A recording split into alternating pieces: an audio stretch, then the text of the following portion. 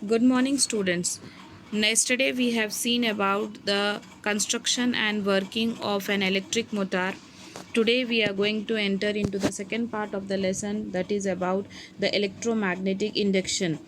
Till now we were studying about the current carrying conductor producing an magnetic field. Now in this part of the lesson we are going to study about how a magnetic field is going to produce an electric current. This is called as an electromagnetic induction. In the beginning of the 19th century, when Oersted discovered that magnetic field exists around a current carrying conductor, in other words, magnetic field can be produced by means of electric current. Can an magnetic field produce an electric current in a conductor? Because according to the Newton's third law of motion, every action has equal and opposite reaction.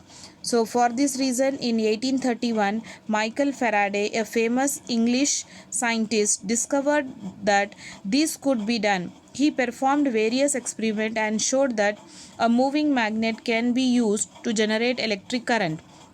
He called this phenomenon as an electromagnetic induction, which we are going to study its principle and its uses. The current so produced in the conductor is called as induced current. Means we are inducing the current by moving the magnet.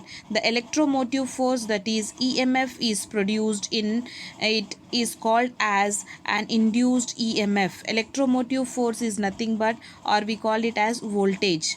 The discovery of electromagnetic induction by Faraday brought a revolution in the scientific world.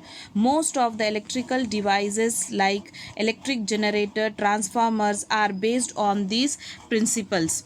So he has performed various experiments, and through these experiments, in the Faraday's experiments, there were a coil in the form of a solenoid connected with a galvanometer and a bar magnet, and he has observed these reactions. So Michael Faraday, that electricity can be obtained by magnetism, and the current produced so is called as induced current, and the process is called as electromagnetic induction. The experiment which he has demonstrated, you can see as in the figure. In this figure we can see a galvanometer he has used, a solenoid is there, and a bar magnet is there. In this galvanometer, when we are moving a magnet inside the in the coil in a solenoid, when the magnet is moved with a north pole facing the coil is moved towards the coil, the galvanometer shows a deflection towards the right. As you can see, the deflection is towards the right when we are inserting a magnet inside a solenoid with a north pole, with the north pole inside, inserting to from the north pole. So it shows that current flows through the coil. The deflection in the galvanometer shows the current is been flowing in it. When the magnet is plugged into the coil, the galvanometer pointer gives a momentarily deflection which is towards the right side of the galvanometer. Now when we are taking out the magnet, when we are moving the magnet out from the coil, from the galvanometer, another side the deflection will be there.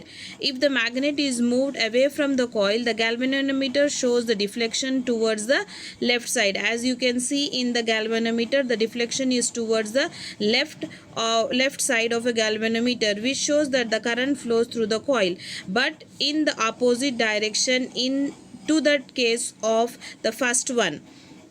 This is how we can able to see the negative and positive movement of the electric current. Now when we are making the magnet to be inside itself only in the solenoid, then there will be no induced current. No current is induced if the magnet was allowed to remain rest inside or outside the coil. If we are making the magnet stationary, at the time there will be no deflection. If the magnet is moved away, and if we want the current to be more, in that case, if the magnet is moved away with more speed, the deflection of the galvanometer increases, which shows that more current flows in the same direction. Now we have taken it with the north pole. If you are taking a magnet with the south pole facing to the coil, the galvanometer shows the deflection towards the left, which shows that the current flows in the coil but it in opposite direction. If we are taking it from north side, it will be showing the deflection towards our right side. If we are taking a magnet facing a south pole, then deflection will be towards the left side. So this is how we can able to find out the direction of the current, also how it will be facing it, because when we have studied about the properties of magnet, we have studied that it will be having both north pole and south pole. So the same way here also, when it is entering into the coil, we will be having both the poles will be there, as well as we will be having a positive and negative of the current also, because in current we have two terminals, positive and negative. So in which direction the current is flowing, it we can able to find out with the help of this galvanometer. From this experiment, we will be concluding it that whenever there was a relative movement between the magnet and the coil, there was an induced current. The current was induced in the circuit as a result of wire being cut by the magnetic flux line, which either the magnet or the coil is moved. An electromotive force is induced whenever there is a change in magnetic flux in the circuit. This means that either there are two ways to induce the current. The two ways are: one, either you move the coil or you can move the magnet. By moving the magnet you can induce the current, or by moving the coil also you can induce the current. But unless and until there is a magnetic flux, then only the induced EMF is going to be induced, otherwise will be not there. Whenever there is a relative motion between the coil and the magnetic flux linked with the coil changes. Due to this change in the magnetic flux, an electromotive force is produced, which causes induced current in the coil if the circuit of the coil is closed, and so the galvanometer shows the deflection. Whenever relative motion between the coil and the magnet takes place rapidly, the rate of change of magnetic flux increases, and hence it increases the deflection in the galvanometer also. Magnetic flux is nothing but the magnetic field lines. Magnetic flux is nothing but the magnetic field lines, or the total number of magnetic field line is called as magnetic flux. These are the laws of Faraday's laws of electromagnetic induction. His experiment has been summed up into the two laws.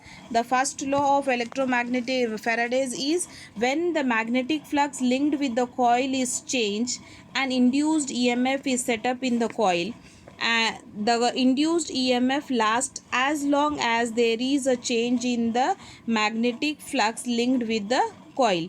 According to the first law of Faraday, it is that whenever there is a magnetic flux linked with the coil is changed, an induced EMF is set up in the coil.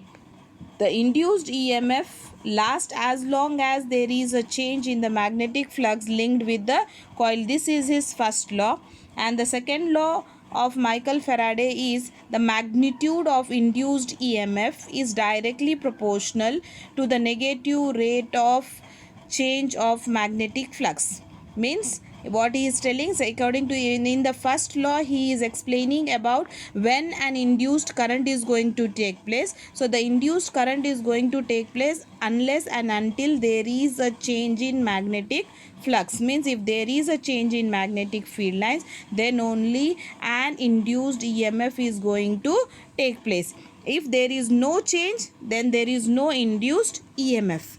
Now in the second law, what he is telling it, the magnitude of induced EMF is directly proportional to the negative rate of change of magnetic flux. Means what is the magnitude, how much force it will be changing it. Like when we have seen in an electric circuit, what we are doing it, we will be supplying a battery so that the electrons can be able to move. Here we are not having any electrons. Here we are having this magnetic field which will be acting as a battery. So unless and until these magnetic field lines are changing, then only there will be an induced EMF. Otherwise there will be no induced EMF.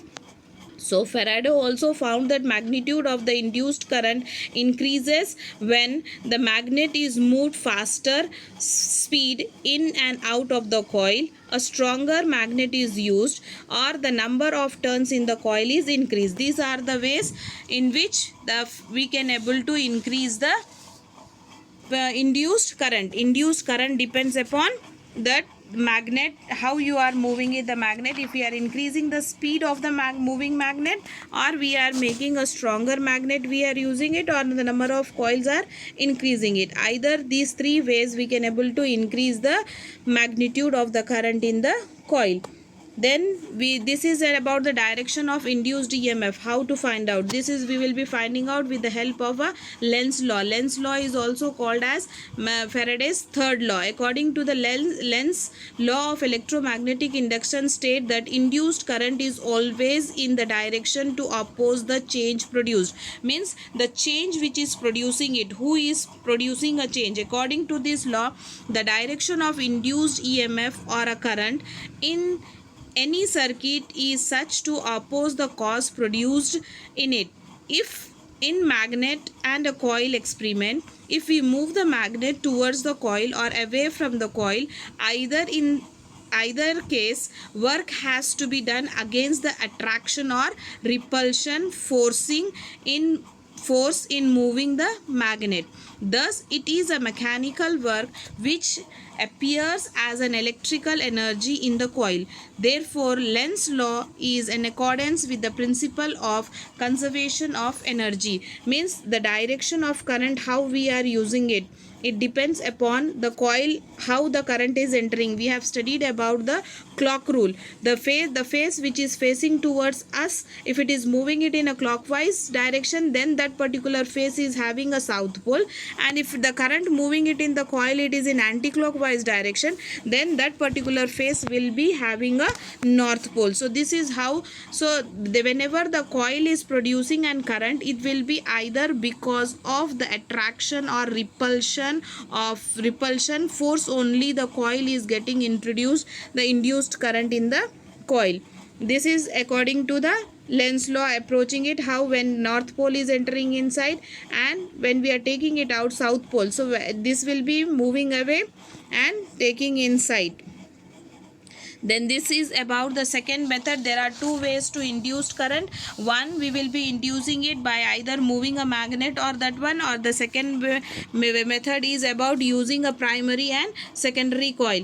In moving, the moving magnet can be replaced by a current carrying coil, and a current in the coil can be varied current induced in the coil too. As you can see here, two coils are there. Now instead of using a magnet, we can able to use a primary coil. As we have seen, a solenoid will be producing a magnetic field, and because of that magnetic field, the coil too will able to get the magnetic flux, and because of that magnetic flux, the current will be induced in the second coil. So that we call it as a secondary coil.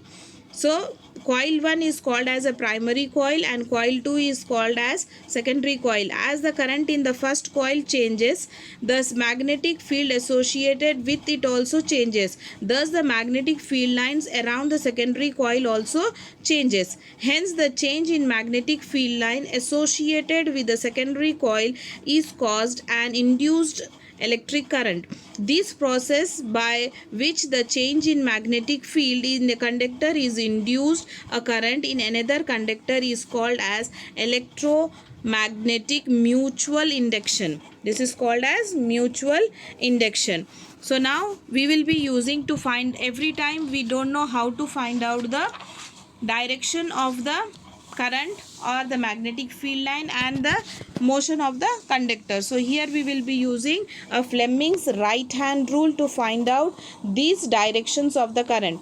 In Fleming's right hand rule, as you can see in the figure, you have to stretch your right hand. You have to take your forefinger, middle finger and a thumb. Here the forefinger will be indicating the magnetic field lines and the thumb shows the direction of motion of a conductor, when the middle finger will be showing us the induced current. So this is called as Fleming's left hand rule. With using the Fleming's left hand rule, we can able to find out the induced current, how it is happening it. So here here now, as we will be having magnetic field lines, we know the motion of the conductor. Here we have to rotate the armature coil. When we are rotating the armature coil, whether anti-clockwise or clockwise direction, that we have to decide, and by that we can able to know the middle finger, the induced current, in which direction the current is getting induced, we can able to find out by seeing the deflection of the magnetic field. So this is called as a Fleming's right hand rule. By Fleming's right hand rule, we will be finding out the induced current. Using Fleming's left hand rule, we have finded out the motion of the conductor. There we had magnetic field line and the direction of current, we were knowing it, and we have finded out the motion of the conductor. By using Fleming's left hand rule, we will be finding out the induced direction of induced current, because we will be knowing the magnetic field line and we will be knowing the motion of the conductor. So this is all for this today's class. Tomorrow next class we will be studying about the direct current and alternating current and electric generator we are going to study. So thank you. Stay home, stay safe.